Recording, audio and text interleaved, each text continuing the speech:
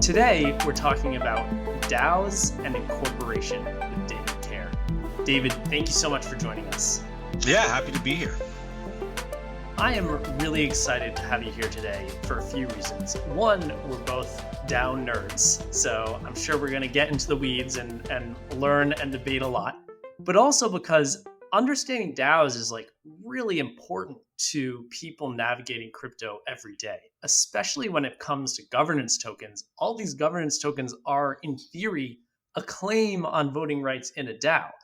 So if you're going to be, holding and trading these tokens, you better well understand how DAOs actually work and what that claim is and what you're signing up for. I would say that's correct. When you do yes. that. Yes. And so you are the guy. You're the expert.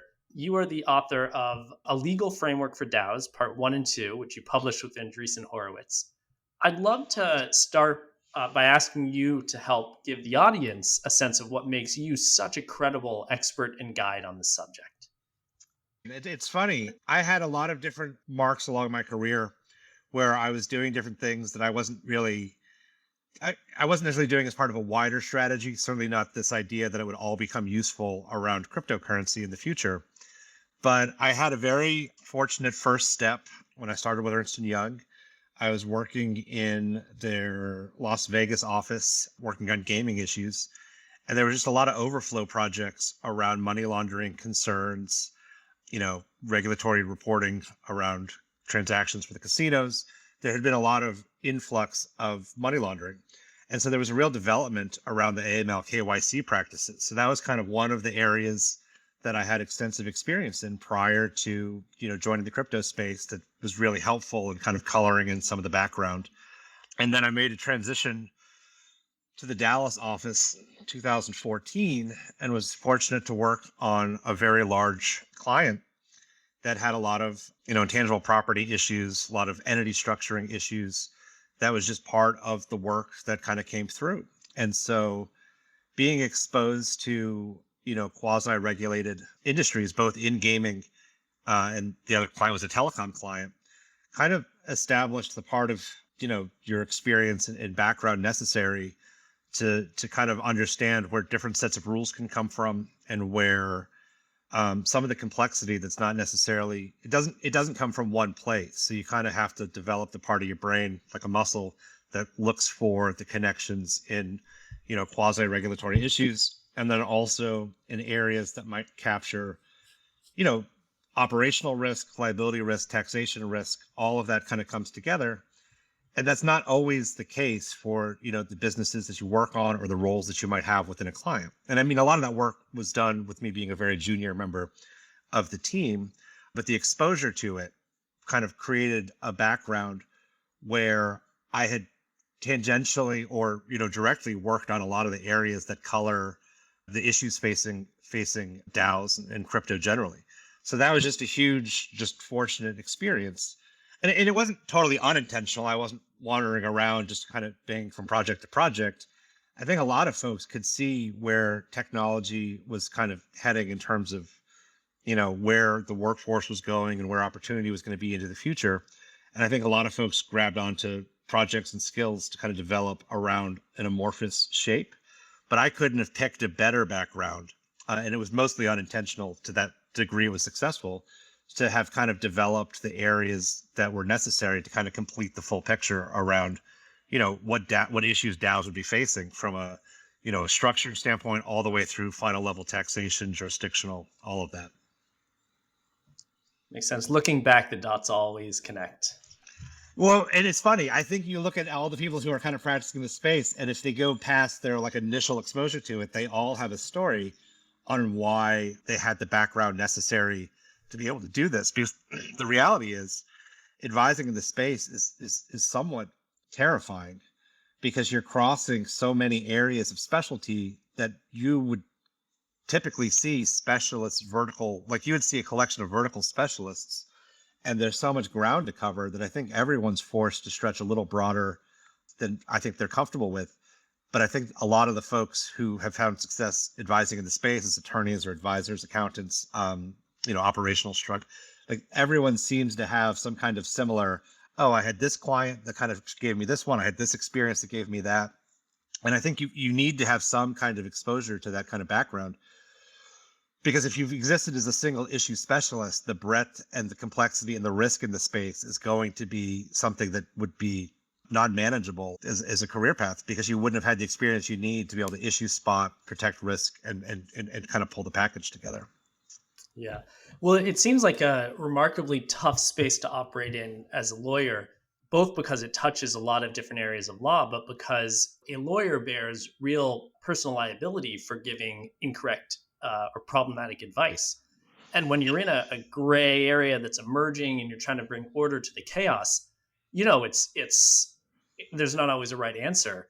But of course, business practicalities demand an answer. And so it's a really tough area to operate in. Well, so I went to law school, but I went straight into advisory and attestation. So I worked both on advisory projects and then primarily on audit projects around the tax provision for a big chunk of my career. And so I did not open up a legal shop. I am an advisory practice. And so there's a lot of limitations around what advice I can give and what role I can take. But what it does do is I'm more like a connective tissue between certain advisory teams and the legal team. And so I'll work embedded with legal teams occasionally, depending on what they need out of expertise within the space or on taxation issues. And, occasionally I will attach under their attorney-client privilege and function as a member of that team, although I'm myself not the attorney. And then a lot of it is, like I said, that kind of connective tissue of organizing multiple specialists and multiple teams, and then issue spotting to make sure we get legal review, issue spotting to make sure, we get, someone else's legal opinion goes on top of my advice in almost every situation. And so that's really helpful from a personal risk perspective, but that's also speaks to, a fairly large group of well-funded projects that are able to afford multiple levels of legal advice. And so I don't necessarily find myself in that solo practitioner handling all of this by themselves space. That's not how I'm set up. And so a lot of times when I do like a advisory call, like an introductory call, the very first thing is like, well, there's elements of this I can help with that I can certainly help educate a little bit. But your first step's to hire an attorney, and that's not me. And I think a lot of folks are confused by that because it's not necessarily a relationship that they've seen professionally. And so I just have to explain that, being a lawyer in practice and being a lawyer from having passed the bar are not in any way the same thing. And so that an advisory practice is a lot of times the cherry on top of a pretty robust advisory team, legal team that already exists. And out of curiosity, how did you come to end up writing these two reports, which were so widely circulated? Miles Jennings played a huge role in that. He's currently the general counsel for A16Z, but at the time he was a partner in Latham's, I think, developing technology practice. And so he had been one of the initial deal attorneys who was part of kind of the big, increase in crypto projects over the past 5 to 6 years. And so when he had moved back from London to San Francisco, I think during that time period, that was kind of the project group he got in with. And he was doing a lot of public offerings for startups, and he was doing a lot of that work. And that was the group at Latham that kind of carried the advisor, that carried that practice area for that developing space. And so when I left EY, I did it a little before COVID, which was, just great timing, because obviously there really wasn't a whole lot going on during COVID. And I'd moved to New York thinking I'll get a job. I'll take the end of my vacation and I'll start up in New York and that'll be fine. And it probably would have been, but then, COVID changed, I think, everyone's math on what a career looks like, on what finding a job in the middle of COVID looks like. And so I started doing ad hoc consulting off of kind of my Rolodex of people who I had relationships with before, but it was kind of broad consulting based. Like it wasn't necessarily taxation structuring always. Sometimes it was like, putting process flow mapping together or like RPA integration into project planning. And it was kind of whatever I had a relationship with to be able to kind of connect on the work. And then, one of the people who I'd kind of reached out to for potential work in this kind of like quasi consulting practice during COVID was Miles. He was like, no, he's like, we have issues. And he kind of took me through the very first I'd been exposed to treasury concerns around token holders having access to what at the time was an extraordinarily valuable, treasury, and then the taxation concerns around entity structuring and how the tax obligations could be met in a way that was compliant. Because a lot of these DAOs, the entityless ones, really struggle with where they would pay tax if tax was owed. Yeah. And so, and just for context, I mean, the markets have crashed, but there's still about $10 billion locked up in these treasuries. oh, Right? no So questions. Yeah, it's no not questions. trivial. Yeah, it's not at all. I think the enthusiasm's down, but I think you're absolutely right. It's still a big number on a tax form if it comes to that. And so, so Miles and I started that paper when he was still at Latham, and actually had, I think, finished the first version of it, or primarily finished it by the time he had left. And we started looking at academic journals to publish in. And it's funny, like, there's these blockchain journals, but they still operate in kind of this old world, old school, like, well, it'll be 8 months for publication. And it's like, well, 8 months for publication is a really long time. It's a lifetime. So he brought it to A16Z, and they were super supportive of adding it to their research directives. And so that was the first article was basically them approving the publication on their website, and then they commissioned the second one and some work surrounding it. Makes sense. Well, a commission, but also a major public service. So thank you on behalf of the DAO space.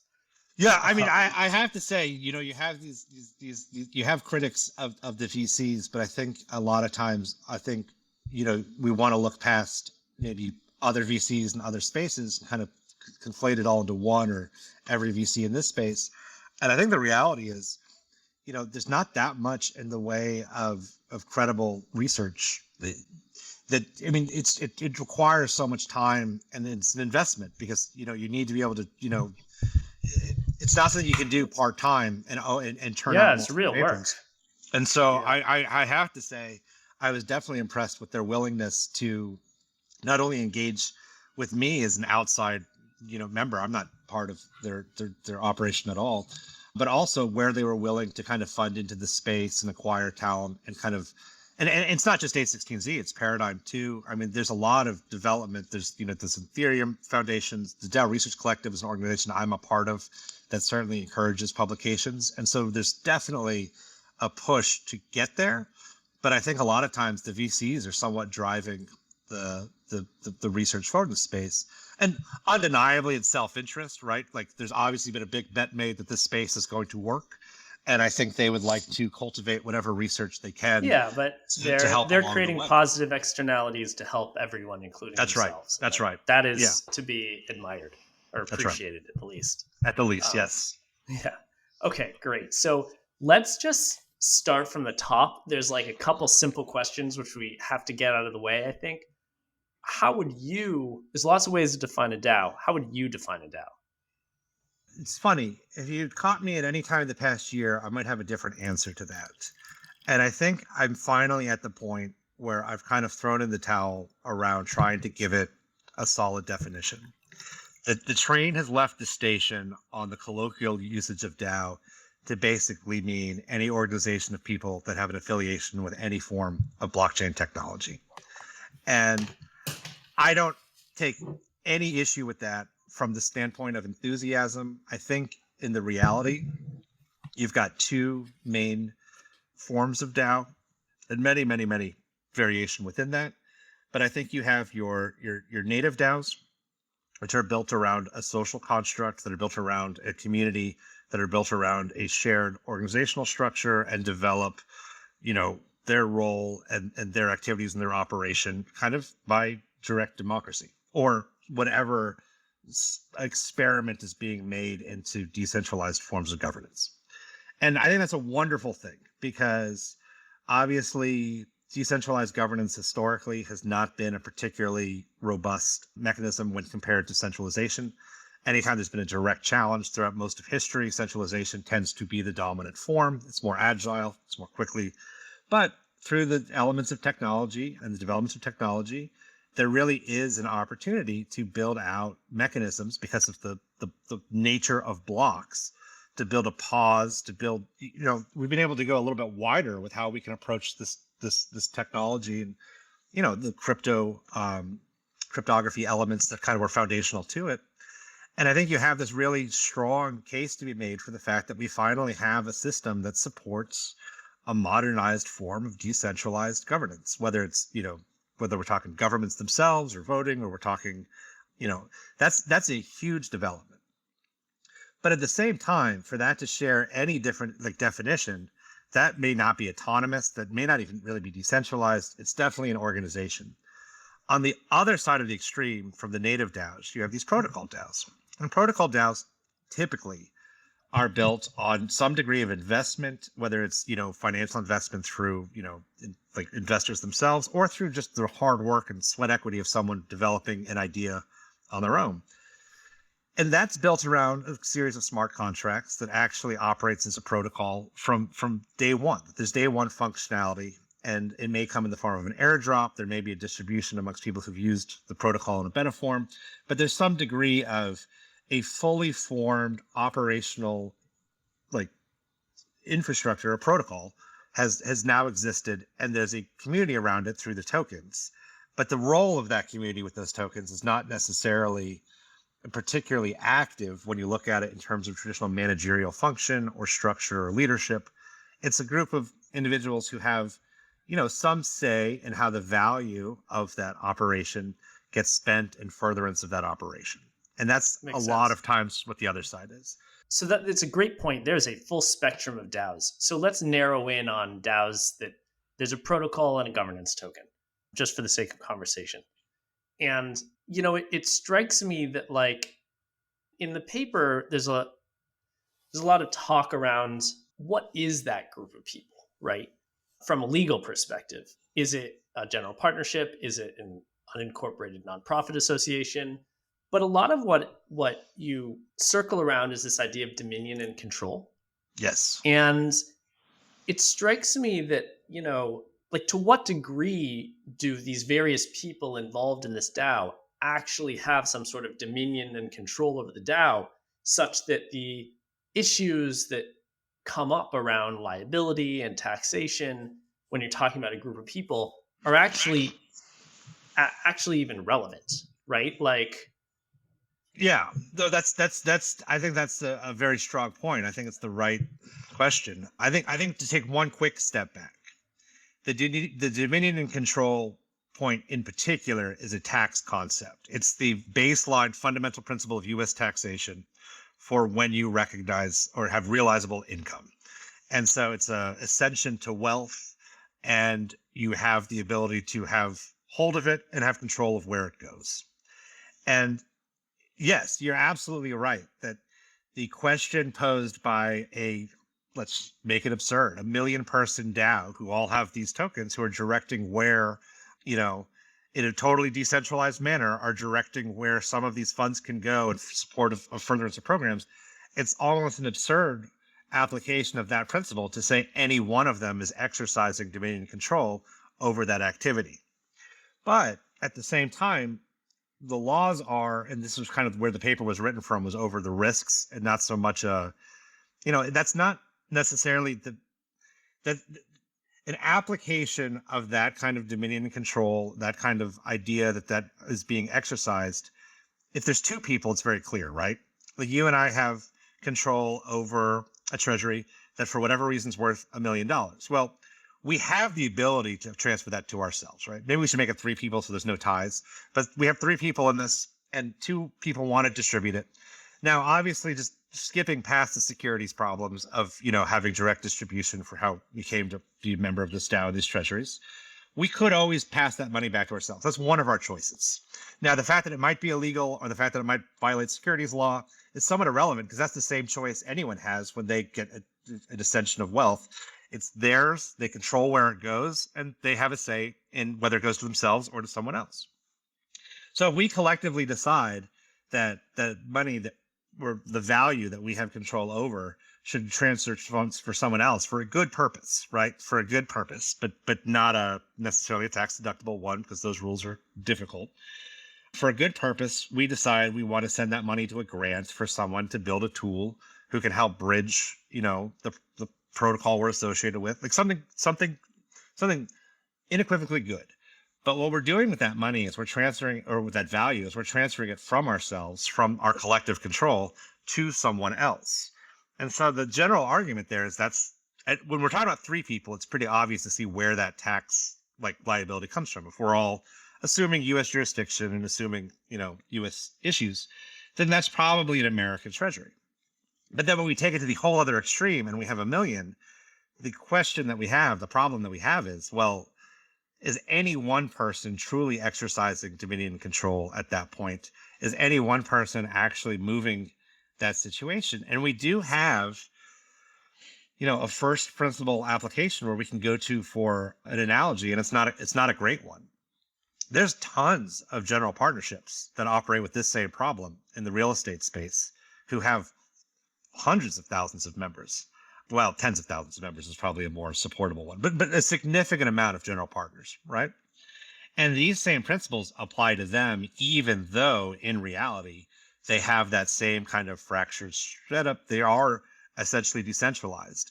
And so the risk there is, we come to this decentralization concept, like the DAOs are the first example of a decentralized organization.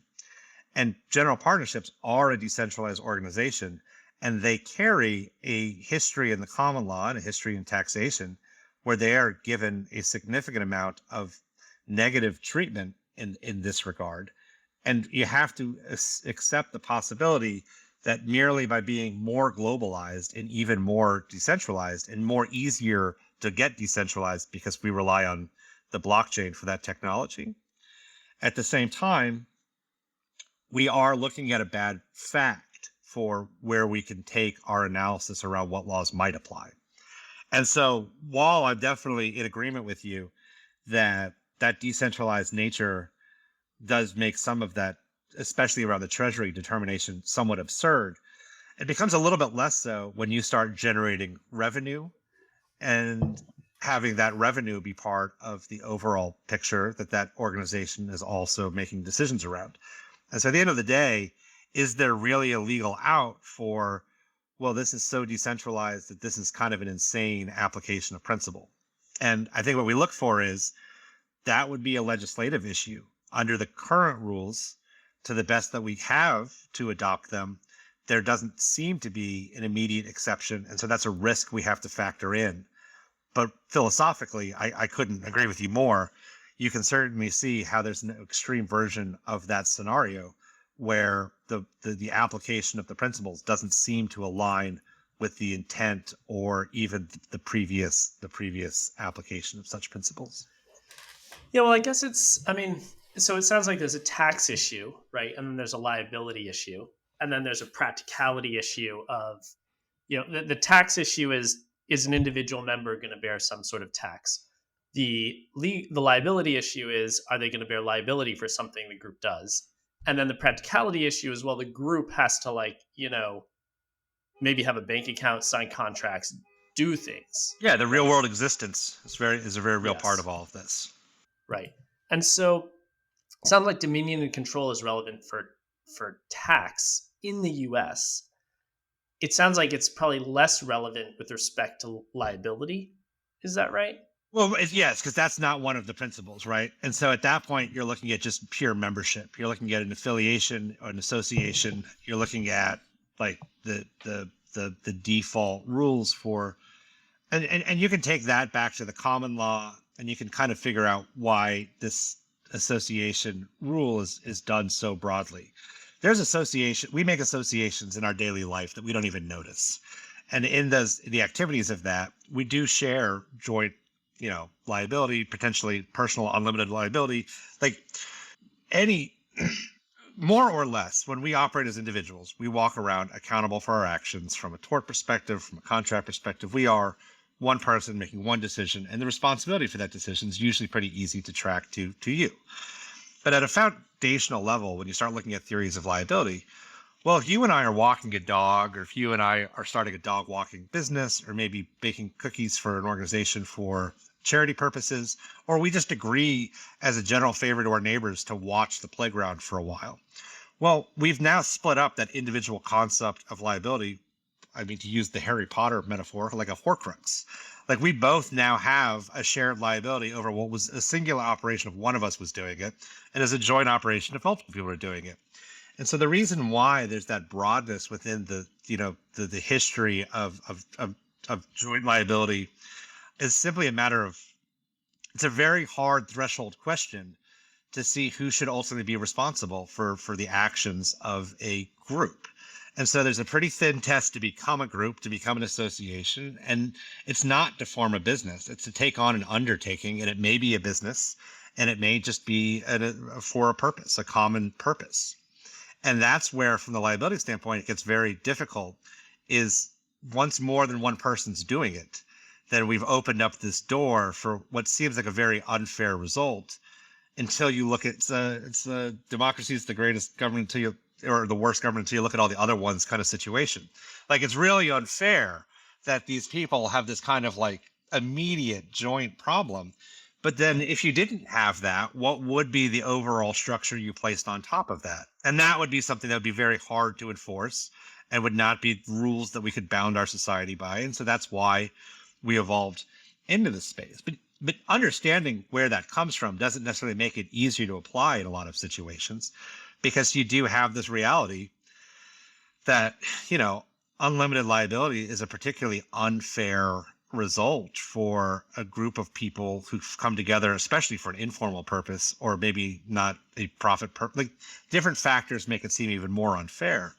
Yeah, it's kind of like, why are you responsible for your brother's actions? Like, not because you should be, but because, like, how could we function together as a society if you weren't a little bit responsible for your brother's or your colleagues' actions? That's right. Right. And if you go back to the common law, It's practical, not ethical. Yeah, no, it is. It's and the general partnership in the common law carries this burden of, kind of an absolute mentality towards the application of that principle.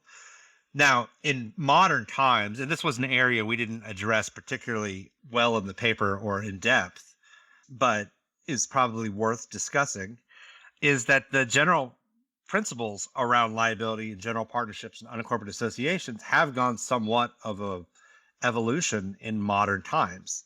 And so if you were to look at the case law and the statutory developments, legislative history, there's been a trend for previously, in America, previously unlimited liability entities or relationships to have some protection. Like a general partnership, if you didn't commit a crime but you didn't participate in it, there may be an exception for you not having to share that burden of everyone else's actions. You weren't involved, or if, it did something that you didn't. There's some limitations on it. Yeah, some limitations on it. Yeah. And the problem with it is there's no cohesive answer to that. It turns into the classic legal answer of, well, facts and circumstances, and every situation's different. But that's the reality, because that's a jurisdictional evolution that doesn't have a uniform standard until you start getting into the uniform acts around unincorporated associations. LLCs are unincorporated associations. Limited liability partnerships are unincorporated associations. LCAs, UNAs are all unincorporated associations. And so that's one of the areas where you see significant carve out, is this idea that we've come to accept, as because in our whole lives it's existed, that in the 1970s, the LLC was formed, and you really started down this path of hybrid entity forms that carried both the structure of the benefits of incorporation while carrying the partnership structure that didn't carry any of those protections in the past. And so that's an even further step forward. And at the time, the IRS was put up the biggest fight against the LLC, because they really used to make firm taxation standards between corporations and partnerships. And then in the 90s, after 20 years of fighting whether or not an LLC should be taxed as a partnership or as a C Corp or as a corporation, which we call C Corp taxation colloquially, and it's not actually correct. It's just corporate tax. The IRS got tired of dealing with it and opened up the 8832 elections and allowed for a fairly stress-free method for determining your level of taxation. And that opened the door even further. So there is evolution on this front. This common law unlimited liability principle around general partnerships has evolved quite a bit, even for general partnerships. But if you just look at unincorporated associations generally, it's evolved tremendously because the hybrid organizations in the past 50 years are, would be unimagined 100 years ago. Makes sense. It's so interesting. We think of, yeah, it is so interesting that we think of these entities, LLCs and C corps, as so static and monolithic, but in actuality, they're constantly evolving and changing, and some of them are actually relatively new, and are different in different places in the world. And I mean, I guess there's no reason why we shouldn't expect that as DAOs emerge, there isn't going to be, a steady evolution of these entities to incorporate the practicalities and corner cases that they present. Yeah, I think that's right. I think, right now, it depends how you theorize it. I think a lot of folks in the crypto space are becoming more and more cynical about maybe the motivations behind the lack of governmental, support around regulatory evolution of the space. America is certainly falling behind the rest of the world. There's multiple examples of the legislation lag. I think one senator the other day in testimony said it'd be really great if crypto could just slow down so the regulation could catch up. And it's just not a particularly accurate reflection of the way technology works. What wishful thinking. Yeah, right. But at the end of the day, I think where maybe the crypto folks is we do get kind of myopic on our own, our own industry, our own views. And it's exciting and it makes sense as to why.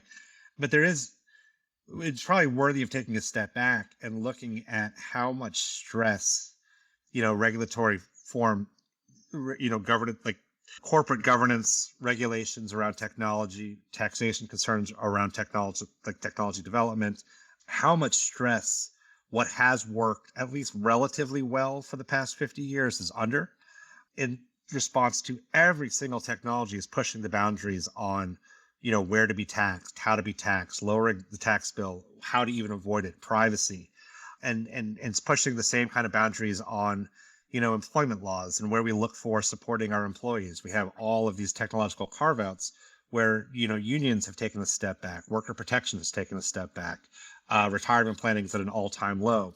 And you start taking all of these things into consideration, and you have a pretty good indication that a robust regulatory environment doesn't have the ability to onboard all this information, process all this information in a comprehensive, distilled way.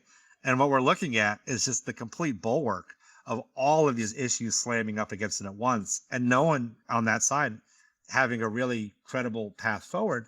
And I don't blame them, because I don't know anybody who would in their situation. If you think leading by regulations the necessity, I don't know how you keep up with all these spaces. And crypto is one small part of all of this.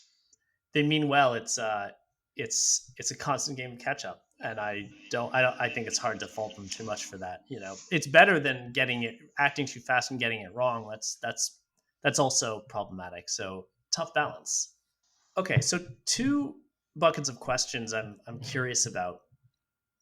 First, from a token holder's perspective, right? Like, a lot of these issues around tax liability, let's say not tax for like transferring your asset and the gains there, but like tax on the treasury and the acts of the DAO, of the group and the funds they control.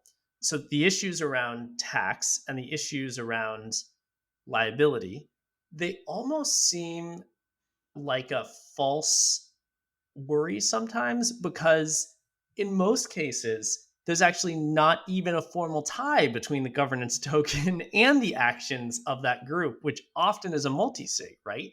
So like in practice, just because you say something's a governance token doesn't make it a governance token in the eyes of the law. And so to what degree do you think that the people who are holding these tokens actually have to worry about these issues if the law hasn't even figured out a way to formally tie them to them? Like, is it really just the multi-sig holders who have to worry about these issues? No, I mean, I think that one requires kind of a broader view of the history of taxation and what's not written into the code where risk comes from. There's a number of liability principles. Economic substance doctrine, also called the sham transaction doctrine, and then also the assignment of income problem. And so what you have, and you can see this and this is why I would have, depending on fact and circumstances, I don't think the broad application of the Cayman Foundation structure, as broad it has been utilized, is a particularly good idea, because there are obviously times where it's the appropriate outcome, but I think it's a little bit more narrow than having a foundation hold all the IP and all the operational structure, and having the token holders sit outside of that as kind of a advisory board who provides, input, but not necessarily the final decision making, because obviously they're not, obligated to do what they say, but they more or less do. There's a particular kind of trust that was utilized where that same kind of design was implemented, and the IRS is, flagged it as a flagrant violation of the principles of assignment and substance over form. And so I think the reality is, there's not going to be a great amount of defense from, well, we were just relaying it and we didn't have any actual control over it. Because what you're doing, if that's true, right, if your multi-sigs have that level of discretion to not enact it and enact, decisions on their own accord, then what you're really saying is you have a very, very centralized entity. And if we go back to we kind of glossed over it because I think it's been talked about a lot, but if you have that level of centralization at the core of your project, and you have, are impacting the U.S. markets in any way, shape, or form, then you have a U.S. securities problem that is ginormous. And so I don't think there's a whole lot of,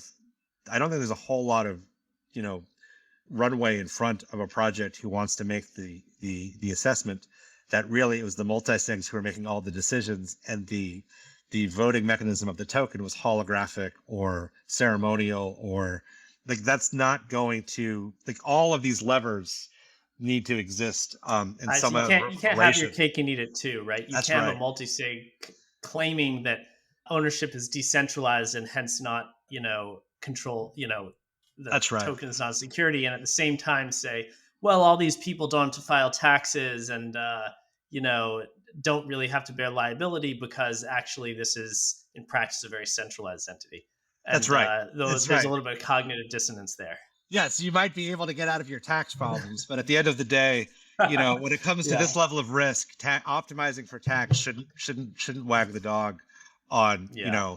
like tax is not the biggest worry out of all of this. What makes tax so frustrating, I think, is that a lot of projects would just like to conform to tax requirements, whatever structure they're in. And then they have all of these reporting obligations that are somewhat irrelevant. Like if they could just write a check for whatever the They'd be government thinks happy to they do it. owe, they would Yeah. write that check tomorrow. But there's all these other reporting Take my standards, money. Take ownership my money. percentage. And so that's what's really frustrating, because it's like it doesn't need to be Yeah. this hard. It's the reporting requirements, and none of these were built in a vacuum. You look at all the behavior that got us here, and it's kind of that 3-person DAO versus the million DAO. Like there's a really easy answer on why we know that assignment of income is a problem. Like if I win the lottery, I get the lottery ticket and I look at it and now I'm the winner. I've exercised dominion control. Like that's mine now. I can't just give it to you and say this is yours now. Like I have to collect it, pay the tax, and before I can transfer. Like I can't just hand it to the Red Cross or whomever. Like and if you look at it from a trust structure, you can see even more. And this isn't theoretical. This is real harm that's been done by trusts forever. Is we put this money in a trust, and I'm not supposed to have any control over it, but I tell the person what I want to have happen, and they decide that's what they want to have happen. And so really what I'm doing is getting full access to my wealth while avoiding the taxing. And so that's the risk with this kind of relayed, and, Mm. and, and even taking a step back from tax, we get into these beneficial ownership requirements, and a lot of times that sounds wrong because we don't have any ownership in a traditional sense. There's no equity in a traditional sense, but at the same time, there's a carve out for control. So a lot of these beneficial ownership rules deal with, do you have control over the decisions of the entity? Just for the listener's benefit, So beneficial ownership is typically, I think, used in like a compliance context where it's like, if you're doing KYC or KYB for an entity, anyone who has over 10% of control of the entity has to identify themselves or something like that. That's right. And Yeah. that concept of beneficial, and it looks through. So you can't have like, one person owning 6 shell companies that each own 5%. It's like, no, the ultimate owner, Well, is the beneficial owner, and and that's what it actually that looks through. speaks to the other problem with DAOs who have to comply with those beneficial ownership testing is a lot of times they don't necessarily have the ability to close the loop. Like they don't think they have anyone who owns 25% or whatever, whichever test is applying. But then they don't actually have the insight into their entire DAO membership to actually be able to say for certain that they don't. And so there's a lot of landmines in this regulatory reporting around DAOs. And so that's you speak to another one. It's exactly. 6 people could be aggregating it.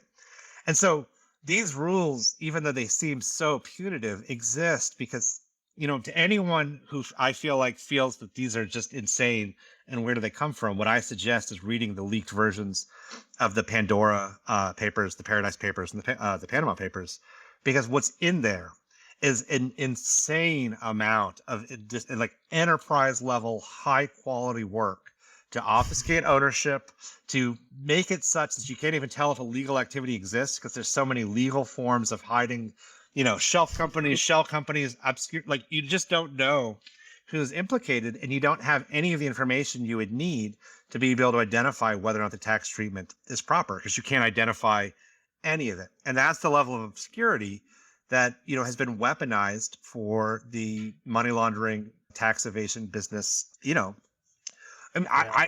it's Well, funny. I will put don't hold your breath, but I'll put those papers on my night table for bedside reading, and I'll if you talk to you in 10 years. if you at least want to feel the why, if you feel that it's totally insane, and then you want to see what the other side looks like, just to get a sense of, oh, sure, because if there's any crack over time in law and tax, someone's going to find it and it's going to rip open into a fissure, and that is just how it works. And so I don't have a lot of sympathy for the regulators, because what I would say is utilizing the old school methods of like intermediated transactions and the enforcement actions and over-regulation. They haven't done their part to keep up with evolving technology, to use technology to better regulate. So I don't have too much sympathy for them. But at the same time, I at least have sympathy for their objectives, which are any crack, any opportunity turns into a nightmare on every single law at scale against everyone who's up against it. And so they're always on a losing battle on the war of attrition with potential harm and faced with some really tough choices. Now, obvious solution, integrate better technology, try to get in front of it. Maybe we'd have some better outcomes, but that's where there seems to be a cognitive dissonance. So I'd love to. We're focusing a lot in the U.S. I'd love to talk about the global aspects of this, but I just want to ask one more question on this, which is, I'm looking at your DAO entity structure features comparison chart, and an anonymity of members is one of the dimensions, and in certain ones of these, there's entities with anonymity of ownership. How is it that you can actually create, an entity with anonymous ownership? Let's just imagine it's a bad actor for a moment, right? Like, how would you go about? I don't even understand how you can do that. Well, I mean, it's not ownership, right? I mean, but it is control. It is voting. Hmm. But so most of them do not allow for anonymous ownership of the entity. I mean, most of them don't allow for anonymous DAOs. Really what we're talking about on the side that does would be general partnerships, some trusts, and the unincorporated nonprofit association, the UNA.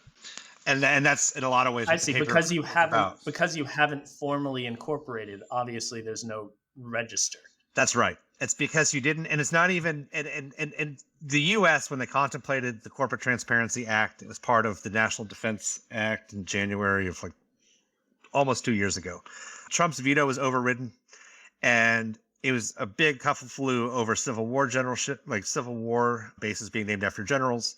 And that one, hidden within that was this bill that had been trying to get passed. It had no chance of passing by anyone who knew anything about who lays odds on those kinds of things. Almost immediately overnight, they passed it. They made it so forward looking, you didn't even realize that it passed in real time. I mean, it still hasn't been enacted yet, the provisions of it, even though it's been law for 2 years. And it's a slow transition into it, but more or less, it's to bring the U.S. kicking and screaming up to the international standard around beneficial ownership reporting. And the test was more or less built on the Bank Secrecies Act for financial banks and, for people who are retaining bank accounts. They more or less tried to use that same language. They had a little bit less authority, so it's a little less strong, and they applied it to corporate forms in general, which is more or less how most of the world does it. But, if you look at the UK, they have found that having general partnerships or unincorporated associations evade it still allows for you to have this opportunity for harm. And that if you don't have everyone disclose their interest in these organizations, you can always find your way through harm. Well, the CTA contemplated a study. They're going to look at it for 2 years. But they also wrote into the law they were willing to face the international recrimination by not rising to that standard, because it's kind of an un-American principle to have everyone who has, if you to give up your private information for no reason isn't exactly an American ideal. And so, to your point of, it's not that they don't incorporate, because a lot of the entities that don't incorporate still have to register with the Secretary of State. It's the lack of registration. So the really good, high-level litmus test is if you don't have to register your entity with the Secretary of State's office or some equivalent, which is where a lot of those Native American plans around corporate entity structures actually kind of go off track, is a lot of times tribal registration either requires some kind of Secretary of State registration to go wider than tribal members, or the tribal membership council, the business council, will meet the test for the Secretary of State, and they have registered, so they have to meet it. And so, yeah, it's a very technical carve out. It's why Miles and I focused on the UNA so far out. We knew about the CTA. We knew about the risks that was going to have for the ability to have anonymous members. And what I would say from a risk standpoint that I'm very comfortable with is I don't see a reason why a tax compliant entity at the corporate level who's meeting all of its informational reporting around the transfer of money, the possible payment of 1099s, the issuance of W-8Bs to foreign, if they're following all of those rules, I don't know why you need to know who the members of that organization are.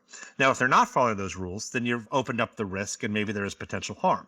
But it's that closing of all of the loops, and if all that's left is then disclosing a membership group who, like you said, has some ancillary voting right, but no direct income stream, no direct role, and no direct output in the money being distributed besides having some say. And if those rules are followed, then I think you've closed the loop around the potential harm. And that's why I'm comfortable with saying that it supports anonymous membership. I see. Makes sense. Okay. So that's the UNA, which is unincorporated nonprofit association, right? Yes. Okay. And so that is the driving point behind your paper. But I think this brings us to the kind of US, non-US, right? Because that's a US construct. And these tax issues we're talking about are US oriented. But in practice, most DAOs have a lot of international members, right? And in particular, if you're an international member, I mean, let's put it this way. I understand how if it's a U.S. project and majority U.S. members, they're in the U.S. It doesn't matter where they incorporate, really. But if you're a global DAO or someone outside the U.S., there's a lot of drawbacks to joining an unincorporated partnership in the U.S. because it actually, creates potential tax liabilities that you as an individual wouldn't have anyways. In particular, even if you don't owe taxes, tax reporting, right? Which is a lot of the reasons why a lot of hedge funds and VC funds and PE funds are domiciled offshore. They don't want to create U.S. tax reporting obligations for their LPs, right? And so, I mean, this seems like a good solution for the U.S., but how practical is it to incorporate in the U.S. when token holders and governance participants are going to be global and often don't want to be in the is inherently limiting and thus kind of less relevant. It's an argument that came up a lot early on in my advisory work, and I did a couple tests around it. I think a lot of times there's a lot more U.S. involvement than people are comfortable acknowledging in the space. And I think we have a U.S. If you have a project that was invested in by VCs, if you have one of those projects, and that's where most of the funding for DAOs are coming from is the United States, then that has an ancillary effect where it also makes a lot of the work that's done. I mean, it just has a kind of a halo effect around the reality of the situation. Is a lot of the work that's being done on this, a lot of the interest that's being done on it, a lot of the actual development is being done in the United States. Also, a lot of the funding is being done in the United States. I do not argue that there is an international answer to this that has nothing to do with the United States. What I would argue is that it's very easy to say it's an international community when you start looking at the areas where you can kind of fine tune that knowledge. It's not as international as an industry as I think a lot of folks would like to believe it is based on participation levels. You're saying if you're looking at the top 100 governance tokens, let's say, most of them have a pretty big U.S. Stakeholder base. Yes. Now, I agree with you. When you get past that, you're absolutely right. And so I think we tried very hard. Well, hold on, but it's not just the now, it's the aspirational future, right? So you may be correct now, but in the aspirational future, a lot of those people, a lot of those projects want to be global, even if they're mostly US now, right? They're in the process of decentralization. They may not say they're fully decentralized. Yeah. Now, Ethereum, for example, is a great example. Ethereum, its founders are American, but is it a majority US thing? I don't know. It seems pretty decentralized globally. Yeah, and I think if you were to look at, if we call Ethereum a DAO, you look at the Ethereum Foundation as maybe part of that. Yeah. And they chose an equally, what they chose was a very tax intensive structure. The European equivalent, right? There's a certain strategic objective to finding a place that has strong tax treaties internationally and pays tax for making your problems go away. And it's somewhat cynical because it's not really representative of Web3, and I will acknowledge that. But at the same time, one of the things that you can do by paying tax in the United States or paying high tax in Switzerland is you can take away your international risk, because you have met what has more or less become the international standard for hard to solve taxation. So you go to a legit jurisdiction, and other jurisdictions are not going to challenge you. You go to a jurisdiction that's not really legit from a tax perspective or compliance perspective, and other jurisdictions are going to want to open kind of season. Read season. Yeah, totally makes sense.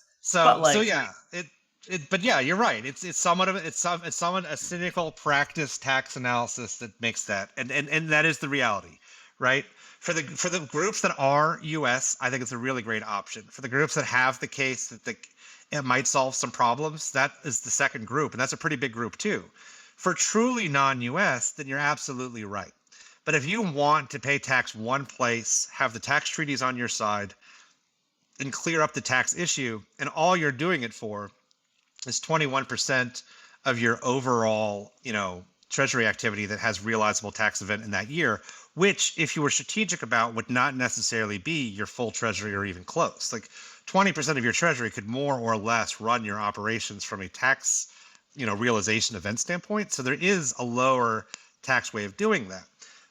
The argument, the question that I have been asked genuinely, and I feel very difficult answering because I have two thoughts on it, is I've been asked very directly by European people who don't feel, or international people, I shouldn't say European, especially not in this case, international community. The person I was thinking of was Europe, but international communities have said, we don't want to pay tax we don't have to pay to the US government.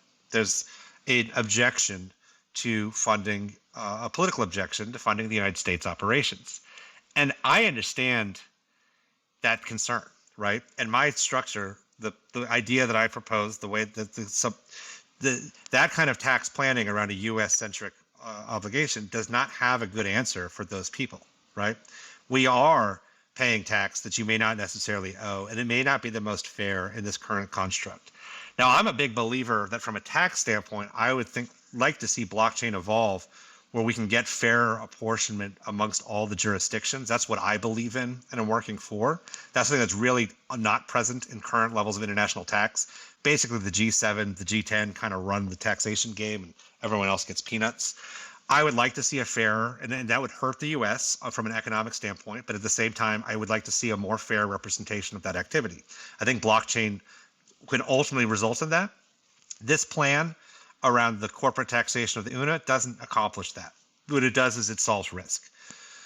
The other side of it, though, and this is where it gets difficult, is I'm fully aware of the negative characteristics of American exceptionalism, of the American history, of where we are in terms of someone having a very viable case for feeling that they don't want to support America, both as an external citizen of the world and both as internal citizens in America. Any number of people can feel that directionally, maybe the US government isn't the most responsible caretaker of wealth.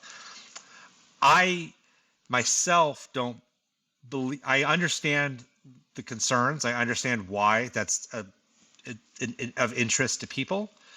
I am of the mindset where I think the US government, for all of its harm and for all of its foibles and for everything that it's done wrong, I still view it as the shining light of potential for international governance. I think they play a huge role. And so, yeah, I do support the US, and I've talked about the US taxation a lot because I'm a US domestic specialist, but I do think that, yes, I have a patriotic alignment with the United States. It's not necessarily why I do the planning that I do, but I do feel that the United States is the responsible party for taking up that kind of extra taxation and the best place from a strategic standpoint. But I fully acknowledge why many members of DAOs, from various reasons, would feel differently than me and would not want that payment to end up in the hands of the United States any cent more than it has to be. Well, I'm a U.S. national and very much agree with you, right? Like I very much support the United States, and I think the issue is it's not for me. It's not so much the payment, right? There might not even be payment. It's on some levels the creating of an administrative burden for a non-US person who wants to get involved in a US DAO. And it's yeah. The question is, why would you force people to bear that if you don't have to? Doesn't mean the US people don't still bear it. It's just like, why limit your user base? Yeah, I would phrase that I would reframe that slightly. The tax obligation exists whether or not the entity form exists. The ability to pay it is what the entity form fixes. And this is where it gets really difficult. When you start getting into foreign partnerships, foreign corporations, they themselves may not have a reporting obligation to the United States, but the United States members of that organization still carry the individual reporting requirement on their return. And so it's somewhat of a theoretical solve in the sense that if you don't have any insight into this, how is anyone going to know? But you do have this problem where the individuals, yes, you can, but you can't take practical likelihood as a tax planning strategy. That's one of the rules. And so, yes, if everyone was quiet about having a foreign partnership or a foreign corporation, then the U.S. members could not put it on their tax return. They would have to lie on the reporting at the very front for their self-reporting of assets. But as long as they don't check the box and don't claim it, no one's probably going to know with the current information we have. I would say the one thing to keep in mind is the area where the IRS has thrown their money is in trying to link wallets, trying to link online behavior, and that kind of, not reporting, hoping nothing bad happens strategy, I don't think is likely to continue. And so I think you do have that problem where the tax obligation on the US side exists whether or not you have a US entity. And so that's how big that number is where I kind of draw the line on whether or not I think it's a good idea to file in the US. And it's not a hard, fast rule, but that's where it gets complicated. I wouldn't be surprised, as with many things in crypto, this may end up looking a lot like the solutions that have emerged in TradFi. There's probably going to be like master feeder entities just like there are in hedge funds and PE firms, where there's like an international entity and a US entity, and then Oh, they I both know, feed right? into a joint entity. And Uh, so like everyone can be compliant and only take the burden on, yeah, if they have to. oh, I And hate that. I hope we use the math to go the other way. I really do. I hope we do the math to send the money to jurisdictions based off of activity and usership, find some fair test forward, and actually help the international tax community. Because this problem exists in all forms of the industry right now, not just crypto, but all forms of international tax have this. And if we could find some relief to where the jurisdictions who don't receive their fair share of tax income were to get their fair share of tax income, I don't have a whole lot of sympathy for the people in the space who feel like governments don't have a role in this and it should all be tax free. But I'm very much an advocate for getting it to the right place and actually having a more representative picture of where tax collection comes from. And I do think that if we pushed on that point, we could make developments in that way. well, you and me both. David, thank you very much for sharing your wisdom with us today. Mark, thanks for having me. Pleasure as always. I'm glad to speak with someone else who gets as energized by tax. Yeah, right. Down, So, down this in has been tax. fun. It's like it's about 7. It's like Yeah. Yeah. So thank you very much again. No, happy to be here. Thank you.